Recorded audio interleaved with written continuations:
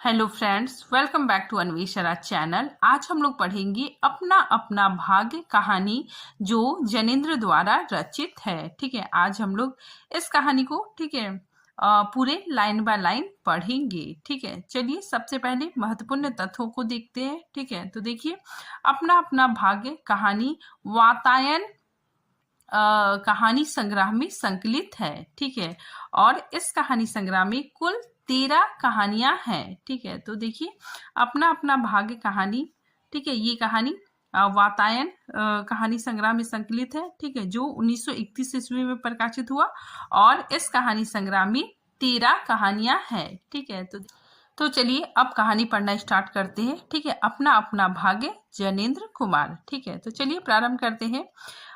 बहुत कुछ निरुद्देश्य घूम चुकने पर हम सड़क के किनारे की एक बेंच पर बैठ गए। नैनीताल की संध्या धीरे धीरे उतर रही थी। ठीक है, तो यहाँ पे देखिए नैनीताल, ठीक है, नैनीताल का वर्णन किया गया है। ठीक है, लेखक नैनीताल घूमने गए हैं, ठीक है, अपने दोस्तों के साथ। तो लेखक ने, ठीक है, नैनीताल का, ठीक है, प्राकृतिक चित्रण किया है। ठीक है, आगे लेखक कहते हैं कि रूई के रेशों से भाप से बादल हमारे सिरों को छू छू कर बेरोक टोक घूम रहे थे। हल्के प्रकाश और अंधियारी से रंगकर कभी वे नीले दिखते, कभी सफेद, और फिर देर में अरुण पड़ जाते। वे जैसे हमारे साथ खेलना चाह रहे थे। ठीक है, तो इन पंक्तियों में नैनीताल की प्राकृतिक का चित्रण किया गया है। ठीक है, आगे लेखक बताते हैं कि पीछे हमारे पोलो वाला मैदान फैला था। ठीक है, तो लेखक बता रहे कि पीछे हमारे, ठीक है, पोलो वाला मैदान फैला था। सामने अंग्रेज का एक प्रमोद गृह था। ठीक है, प्रमोद गृह मतलब मनोरंजन कक्ष था, जहां सुहावना रसीला बाजा बज रहा था और पार्श्व में था वही सुरम अनुपम नैनीताल। ठीक है, तो देखिए ये लाइन इंपॉर्टेंट है। ठीक है, ये पेपर में पूछा भी गया था। ठीक है, पोलो वाला पीछे हमारे पोलो वाला मैदान, ठीक है, फैला था, सामने अंग्रेज का एक प्रमोद गृह था। ठीक है, तो ये लाइन पूछा जा चुका था। ठीक है, तो इम्पोर्टेंट है, जो हाईलाइट किया गया है, ठीक है, उसको ध्यान दीजिएगा। ठीक है, आगे लेखक कहते हैं कि ताल में किश्तियां अपनी सफेद पाल उड़ाती हुई एक दो अंग्रेज यात्रियों को, ठीक है, तो एक दो अंग्रेज यात्रियों को लेकर इधर से उधर और उधर से इधर खेल रही थी। कहीं कुछ अंग्रेज एक एक देवी सामने प्रतिस्थापित कर अपनी सुई सी शक्ल की डोंगियों को मानो शर्त बांधकर सरपट दौड़ रहे थे। कहीं किनारे पर कुछ साहब अपनी बंसी डाले, ठीक है, बंसी डाले सधैर्य एकाग्र एक स्थल एक निष्ठ मछली चिंतन कर रहे थे। ठीक है, मतलब कुछ लोग मछली पकड़ रहे थे। ठीक है, पीछे पोलो लॉन में बच्चे किलकारियां मारते हुए हॉकी खेल रहे थे। ठीक है, और लेखक बताते हैं कि वहां पे आसपास क्या हो रहा था। ठीक है, तो कुछ लोग मछली पकड़ रहे थे। ठीक है, कुछ लोग ठीक है, कुछ बच्चे लॉन में, ठीक है, हॉकी खेल रहे थे। शोर मार पीट गाली गलौज भी जैसे खेल का ही अंश था। इसी तमाम खेल को उतने क्षणों का उद्देश्य बना वे बालक अपना सारा मन सारी देह समग्र बल और समूची विधा लगाकर मानो खत्म कर देना चाहते थे। उन्हें आगे की चिंता ना थी, बीते का ख्याल ना था। वे शुद्ध तत्काल के प्राणी थे। वे शब्द की संपूर्ण सच्चाई के साथ जीवित थे। ठीक है, सड़क पर से नर नारियों का अविरल प्रवाह आ रहा था। ठीक है, तो वहां पे लेखक, ठीक है, नैनीताल में, ठीक है, घूम रहे हैं। ठीक है, तो वहीं पर वहाँ का जो माहौल है, ठीक है, वहाँ का जो वातावरण में क्या क्या हो रहा है, ठीक है, उस चीज को बता रहे हैं। ठीक है, फिर आगे लेखक कहते हैं कि सड़क पर से नर नारियों का अविरल प्रवाह आ रहा था और जा रहा था। ठीक है, मतलब लोग आ रहे थे और जा रहे थे। उसका ना ओर था ना छोर, एक परवाह कहाँ जा रहा था और कहाँ से आ रहा था कौन बता सकता था। ठीक है, सब उम्र के सब तरह के लोग उनमें थे। ठीक है, मतलब लोग आ जा रहे थे। फिर लेखक कहते हैं कि मानव मनुष्यता के नमूनों का बाजार सजकर सामने से इठलाता निकला चला जा रहा हो।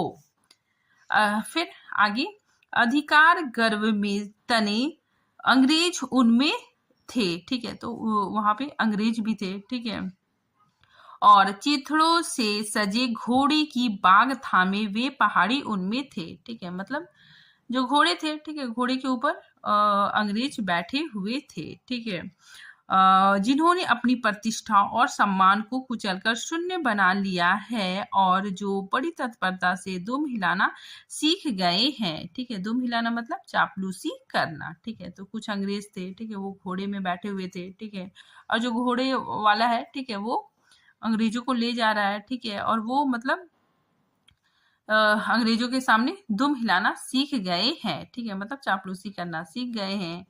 ठीक है, आगे देखिए, भागते खेलते हंसते शरारत करते लाल लाल अंग्रेज बच्चे थे। ठीक है, तो यहाँ पे अंग्रेज बच्चे थे। ठीक है, लाल लाल अंग्रेज बच्चे थे और पीली पीली आंखें फाड़े पिता की उंगली पकड़कर चलते हुए अपने हिंदुस्तानी नैनिहाल भी थे। ठीक है, मतलब अंग्रेज बच्चे भी थे और कुछ हिंदुस्तानी बच्चे भी थे।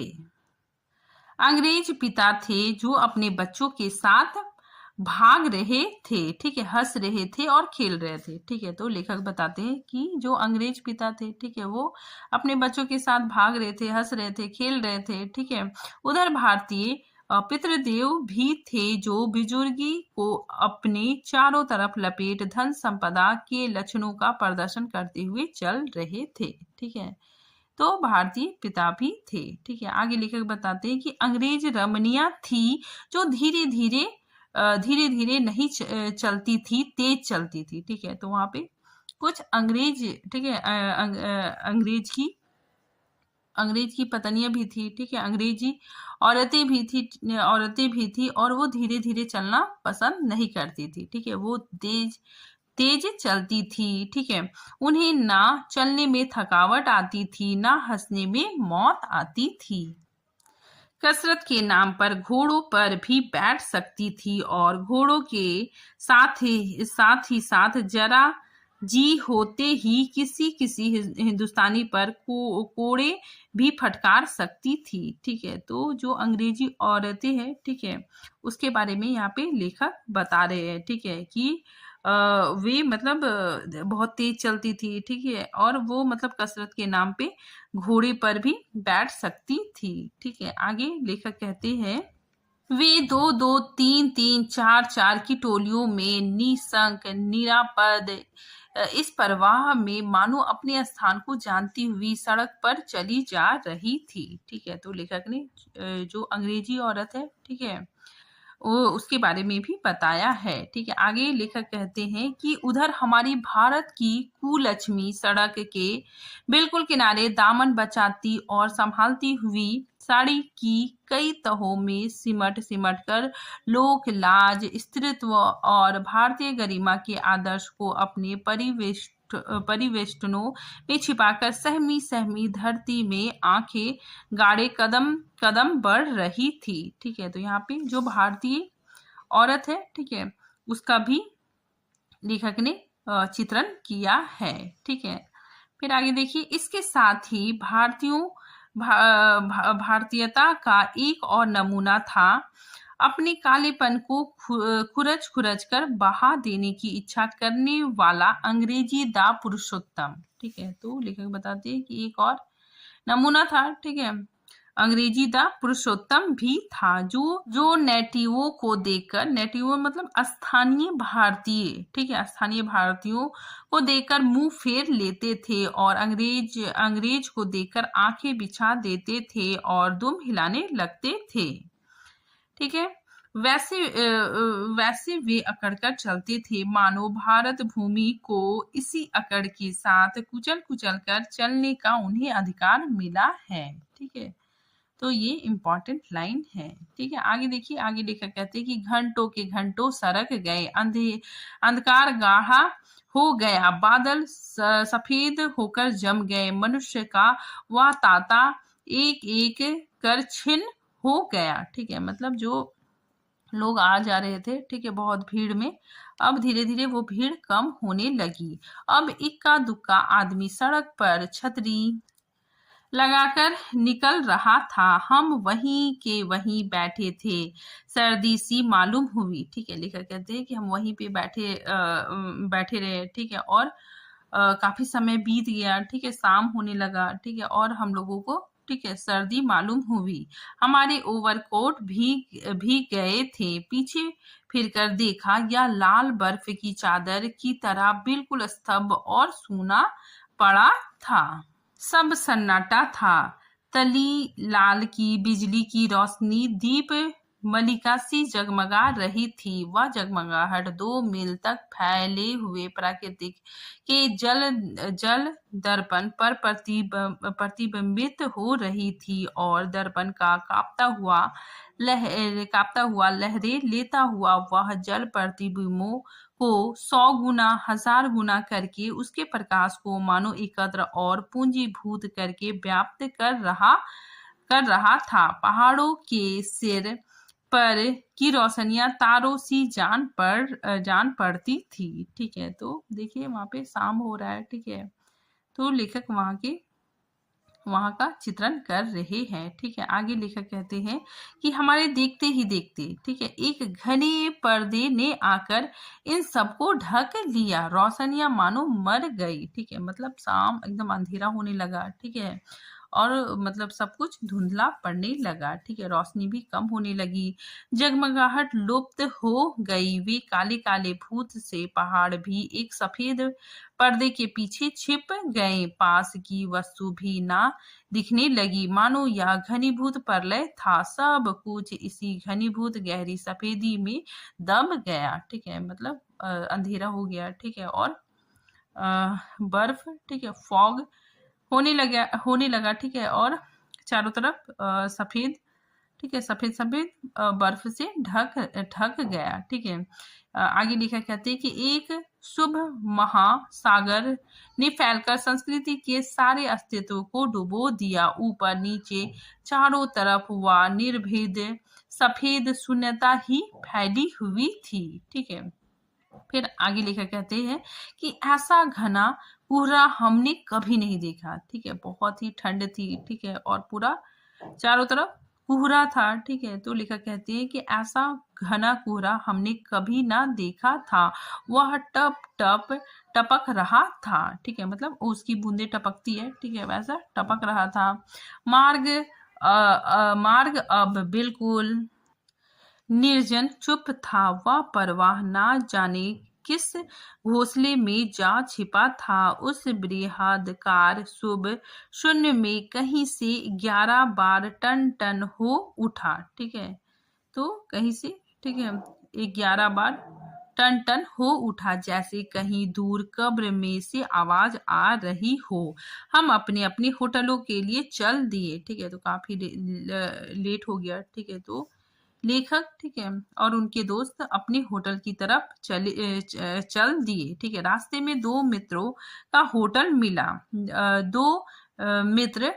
दो वकील मित्र छुट्टी लेकर चले गए। ठीक है, तो यहाँ पे देखिए इम्पोर्टेंट है कि लेखक, ठीक है, लेखक लोग थे। ठीक है, वो लोग मतलब टोटल 4 आदमी थे। ठीक है, और 2 वकील थे। ठीक है, एक लेखक का मित्र था। ठीक है, और लेखक स्वयं थे। ठीक है, तो रास्ते में जो 2 मित्र थे, ठीक है, वो मतलब उनका होटल आ गया। ठीक है, और वो 2 वकील मित्र, ठीक है, अपने होटल में चले गए।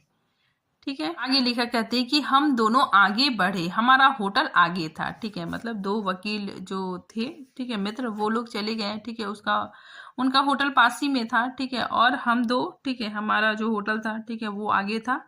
ठीक है, इसीलिए हम लोग आगे चलने लगे। ताल के किनारे किनारे हम चले जा रहे थे, हमारे ओवरकोट तर हो गए थे। ठीक है, बारिश नहीं मालूम होती थी, पर वहां तो ऊपर नीचे हवा से कन कन में बारिश थी। ठीक है, सर्दी इतनी थी कि सोचा कोट पर एक कंबल और होता तो अच्छा होता। ठीक है, तो वहां पे बहुत ज्यादा सर्दी थी। ठीक है, तो लेखक को लगा कि अगर कोट पे एक और कंबल होता तो मतलब ठंड नहीं लगती। रास्ते में ताल के बिल्कुल किनारे पर बेंच पड़ी थी। ठीक है, मैं मतलब लेखक, मैं जी में बेचैन हो रहा था। झटपट होटल पहुंचकर इन भीगे कपड़ों से छुट्टी पा गर्म बिस्तर में छिपकर सोना चाहता था, पर साथ के मित्र की सनक कब उठेगी कब थमेगी इसका पता ना था, और वह कैसी क्या होगी इसका भी कुछ अंदाजा ना था। ठीक है, उन्होंने कहा आओ जरा यहाँ बैठो। ठीक है, तो लेखक का जो मित्र था, ठीक है, वो कहता है कि यहाँ पे, ठीक है, बेंच जो था वहाँ पे। ठीक है, तो उसका मित्र बोलता है कि आओ जरा यहाँ बैठे। फिर लेखक आगे आगे बताते हैं कि हम उस चूते कुहरे में रात के ठीक 1 बजे, ठीक है, टाइमिंग याद रखिएगा, पूछा जा सकता है। ठीक है, तो रात के ठीक 1 बजे तालाब के किनारे उस भीगी बर्फ सी ठंडी हो रही लोहे के बेंच पर बैठ गए। 5, 10, 15 मिनट हो गए, मित्र के उठने का इरादा ना मालूम हुआ। ठीक है, तो वहीं पे तालाब के किनारे, ठीक है, एक बेंच रखा हुआ था। ठीक है, वहीं पे बैठ गए। ठीक है, क्योंकि लेखक का मित्र, ठीक है, बोला कि यहीं पे बैठो। ठीक है, तो काफी समय बीत गया। ठीक है, 5, 10, 15 मिनट हो गए। ठीक है, लेकिन मित्र को उठने का इरादा मालूम नहीं होता था। ठीक है, मैंने खिसिया कर कहा, यानी लेखक ने खिसिया के कहा कि चलिए भी। ठीक है, अरे जरा बैठो भी। ठीक है, उसका मित्र बोलता है कि थोड़ा बैठो भी। ठीक है, हाथ पकड़कर जरा बैठने के लिए जब इस जोर से बैठा लिया गया तो और चारा ना रहा, लाचार बैठे रहना पड़ा। सनक से छुटकारा आसान ना था, और यह जरा बैठना जरा ना था, बहुत था। ठीक है, तो उसका जो मित्र था, ठीक है, लेखक का मित्र, उसको जबरदस्ती, ठीक है, लेखक को बैठा लेता है। ठीक है, और लेखक को बैठना ही पड़ता है। ठीक है, आगे लेखक बताते हैं कि चुपचाप बैठे तंग हो रहा था, कुड़ रहा था कि मित्र अचानक बोले, देखो वह क्या है। ठीक है, मैंने देखा कुहरे की सफेदी में कुछ ही हाथ दूर से एक काली सी सूरत हमारी तरफ बढ़ी आ रही है। ठीक है, मैंने कहा होगा कोई। ठीक है, तो लेखक देखता है, ठीक है, और बोलता है कि होगा कोई। फिर 3 गज की दूरी से दिख पड़ा एक लड़का। ठीक है, तो लेखक को, ठीक है, वहां पे दिखा थोड़ी दूर पे। ठीक है, एक लड़का सिर के बड़े बड़े बालों को खुजलाता चला आ रहा है, नंगे पैर, नंगा सिर, एक मैली सी कमीज लटकाए है, पैर उसके ना जाने कहाँ पड़ रहे हैं, और वह ना जाने कहाँ जा रहा है, कहाँ जाना चाहता है। उसके कदमों में जैसे कोई ना अगला, ठीक है, ना पिछला है, ना दाया है, ना बाया। ठीक है, तो लेखक बोलते हैं कि हम लोग देखे, ठीक है, 3 गज की दूरी पर, ठीक है, एक लड़का, ठीक है, दिखाई दिया। ठीक है, वो ना तो उसके पैरों में चप्पल है, ठीक है, ना सिर पे टोपी है। ठीक है, और वो मतलब चला आ रहा है। ठीक है, और वो ऐसा चला आ रहा है, ठीक है, तो उसे देखकर ऐसे लगता है कि मतलब वो कहाँ जाना चाहता है। ठीक है, उसे खुद भी पता नहीं है। पास ही चुंगी की लालटेन के छोटे से प्रकाश वृत्त में देखा कोई 10 बरस का होगा। ठीक है, लड़के की उम्र कितनी है? 10 वर्ष। ठीक है, वेरी वेरी इंपॉर्टेंट है। ठीक है, आगे लेखक कहते हैं कि गोरे रंग का है। ठीक है, वो लड़का गोरे रंग का है, पर मैले से काला पड़ गया है।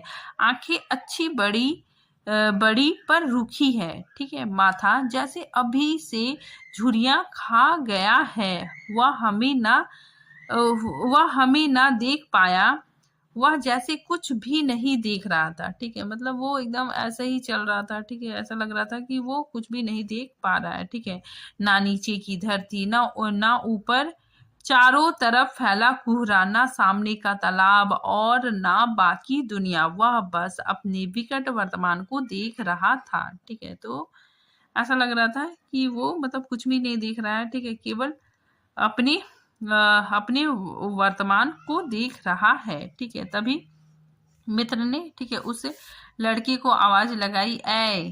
ठीक है, उसने जैसे ही जाग कर देखा और पास आ गया। ठीक है, फिर लेखक का जो मित्र है, ठीक है, उस लड़के से पूछते हैं कि तू कहाँ जा रहा है। ठीक है, उसने अपनी सूनी आंखें फाड़ दी। दुनिया, फिर जो लेखक का मित्र है वो कहता है, दुनिया सो गई, तू ही क्यों घूम रहा है।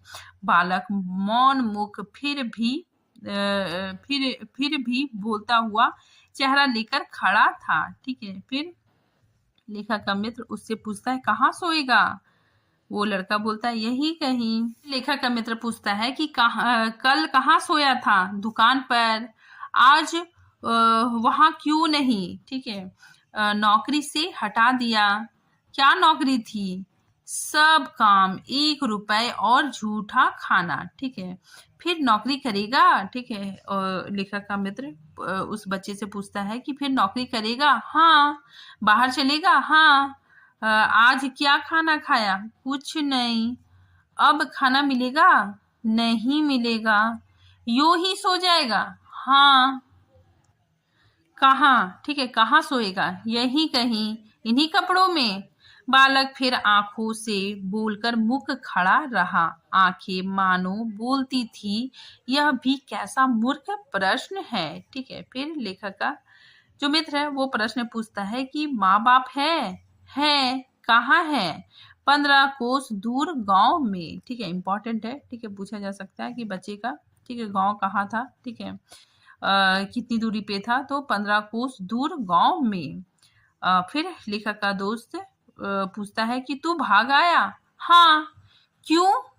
फिर वो लड़का बताता है कि मेरे कई छोटे भाई बहन हैं, सो भाग आया। वहां काम नहीं, रोटी नहीं, बाप भूखा रहता था और मारता था। माँ भूखी रहती थी और रोती थी, सो भाग आया। एक साथी और था, उसी गांव का, मुझसे बड़ा था। दोनों साथ यहाँ आए। ठीक है, मतलब हम दोनों साथ आए। वह अब नहीं है। फिर लेखक का मित्र पूछता है, कहाँ गया। मर गया। मर गया। हाँ, साहब ने मारा, मर गया। ठीक है, लड़का बताता है कि साहब ने उसे बहुत मारा। ठीक है, जिसकी वजह से वो मर गया। अच्छा, हमारे साथ चल। ठीक है, तो लेखक, ठीक है, और लेखक का मित्र बोलते हैं कि चलो तुम मेरे साथ चलो। वह साथ चल दिया। लौटकर हम वकील दोस्त के होटल में पहुंचे। ठीक है, वकील साहब, ठीक है, वो लोग बुलाते हैं, वकील साहब। वकील लोग होटल के ऊपर के कमरे से उतर कर आए। कश्मीरी दौसाला, ठीक है, मतलब कश्मीर शॉल पहने हुए थे। ठीक है, कश्मीर दौसाला लपटे थे। मौजे चढ़े, पैरों में चप्पल थी। ठीक है, स्वर में हल्की सी झुंझलाहट थी और कुछ लापरवाही थी। फिर आप कहिए। ठीक है, वकील बोलते हैं कि फिर आप कहिए, आपको नौकर की जरूरत थी ना। देखिए यह लड़का है। ठीक है, तो जो लेखक है, ठीक है, और उसका जो मित्र है, ठीक है, वो कहता है कि आपको नौकर की जरूरत थी ना। ठीक है, यह देखिए यह लड़का। ठीक है, फिर वकील बोलता है, कहाँ से ले आए। इसे आप जानते हैं। जानता हूँ, यह बेईमान नहीं हो सकता। ठीक है, तो लेखक और उसका मित्र कहता है कि जानता हूँ, यह बेईमान नहीं हो सकता। फिर वकील कहता है कि अजी, ये पहाड़ी बड़े शैतान होते हैं, बच्चे बच्चे में घुल छिपे रहते हैं। ठीक है, इंपॉर्टेंट लाइन है। आप भी क्या अजीब है, उठा लाए कहीं से। लो जी, यह नौकर लो। ठीक है, फिर लेखक का दोस्त कहता है, मानिए तो यह लड़का अच्छा निकलेगा। ठीक है, फिर वकील कहता, आप भी जी बस खूब है। ऐरे गैरे को नौकर बना लिया जाए, अगले दिन वहां ना जाने क्या क्या लेकर चंपत हो जाए। ठीक है, तो वकील कहता है कि मतलब ऐरे गैरे को अगर नौकर बना लेंगे, ठीक है, तो अगले दिन वो मतलब चोरी करके भाग जाएगा। ठीक है, फिर लेखक के और उसका मित्र कहता है कि आप मानते ही नहीं, मैं क्या करूं।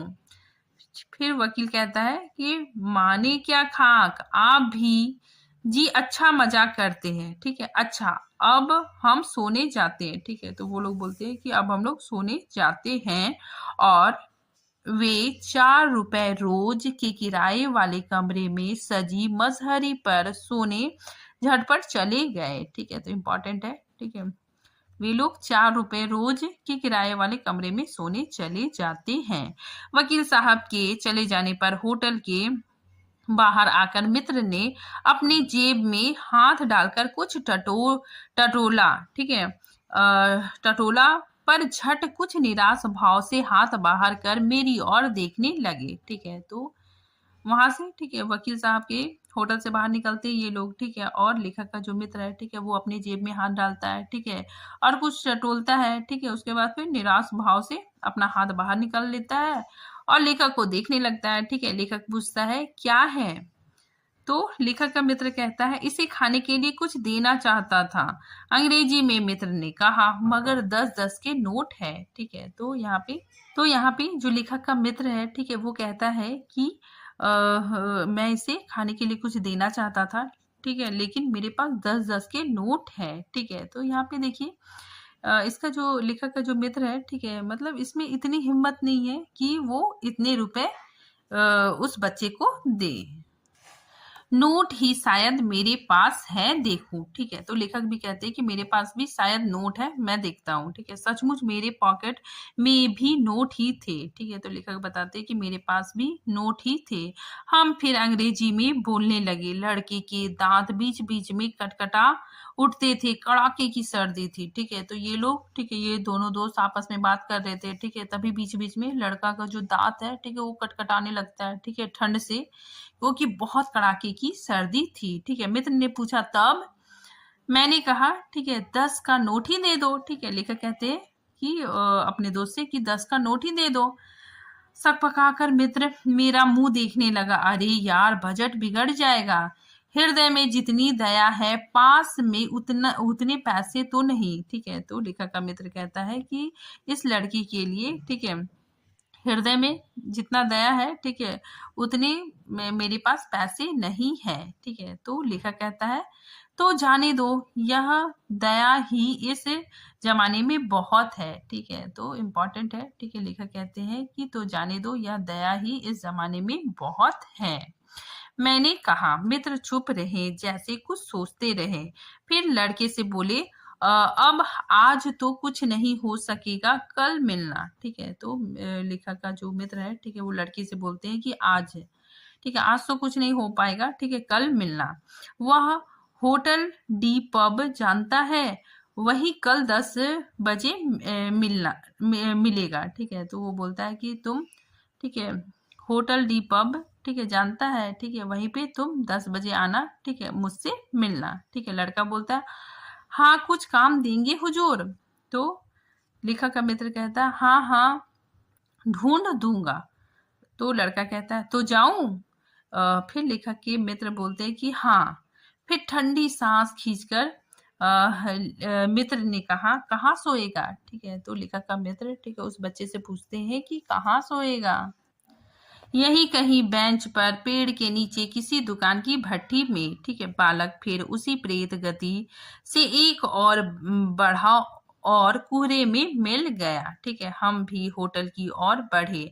हवा तीखी थी, हमारे कोटों को पार कर बदन में तीर सी लगती थी, ठीक है। तो वो लड़का चला गया, ठीक है। इधर लेखक और उसके मित्र भी चले जा रहे थे, ठीक है। और रास्ते में, ठीक है, हवा बहुत तीखी थी, ठीक है, बहुत ज्यादा ठंड लग रहा था। सिकुड़ते हुए मित्र ने कहा भयानक शीत है, उसके पास बहुत कम कपड़े, ठीक है। तो लेखक के जो मित्र है, ठीक है, वो कहते हैं कि भयंकर सर्दी है, ठीक है, उस बच्चे के पास, ठीक है, बहुत कम कपड़े हैं। फिर लेखक कहते हैं कि यह संसार है यार, मैंने स्वार्थ की फिलॉसफी सुनाई। चलो पहले बिस्तर में गर्म हो लो, फिर किसी और की चिंता करना। उदास होकर मित्र ने कहा स्वार्थ जो कहो, लाचारी को हो, निठुरता को हो या बेहयाई को हो। ठीक है, बेहयाई मतलब बेशर्मी।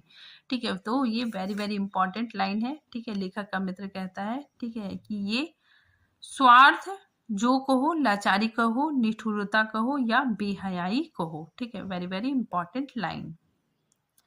दूसरे दिन नैनीताल स्वर्ग के किसी काले गुलाम पशु के दुलारे का वह बेटा, वह बालक निश्चित समय पर हमारे होटल डी पब में नहीं आया। हम अपने नैनीताल की सैर खुशी खुशी खत्म कर चलने को हुए। उस लड़के की आस लगाए बैठे रहने की जरूरत हमने ना समझी। ठीक है, तो वो लड़का, ठीक है, होटल के पास, ठीक है, होटल डी पब में लेखक और उसके मित्र ने बुलाया था। ठीक है, तो वो लड़का नहीं आता है। ठीक है, और लेखक ने, ठीक है, उस बच्चे का इंतजार करना जरूरी नहीं समझा। ठीक है, फिर आगे मोटर में सवार होते ही थे कि समाचार मिला कि पिछली रात एक पहाड़ी बालक सड़क के किनारे पेड़ के नीचे ठिठुर कर मर गया। ठीक है, तो तभी लेखक और उसके मित्र, ठीक है, अपना घूमने का ट्रिप मतलब खत्म करके, ठीक है, जाने लगते हैं। ठीक है, तब उन्हें समाचार मिलता है कि एक पहाड़ी बालक, ठीक है, पेड़ के नीचे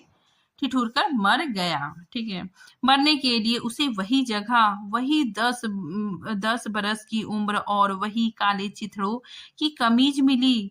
आदमियों की दुनिया ने बस यही उपहार उसके पास छोड़ा था। ठीक है, पर बताने वालों ने बताया कि, ठीक है, मतलब जिन्होंने देखा, ठीक है, उन्होंने बताया कि गरीब के मुंह पर, छाती, मुट्ठी और पैरों पर बर्फ की हल्की सी चादर चिपक गई थी। ठीक है, तो बच्चे के शरीर पे बर्फ की हल्की सी चादर चिपक गई थी, मानो दुनिया की बेहाई ढकने के लिए प्रकृति ने 100 के लिए सफेद और ठंडे कफन का प्रबंध कर दिया था। ठीक है, important, very very important line है।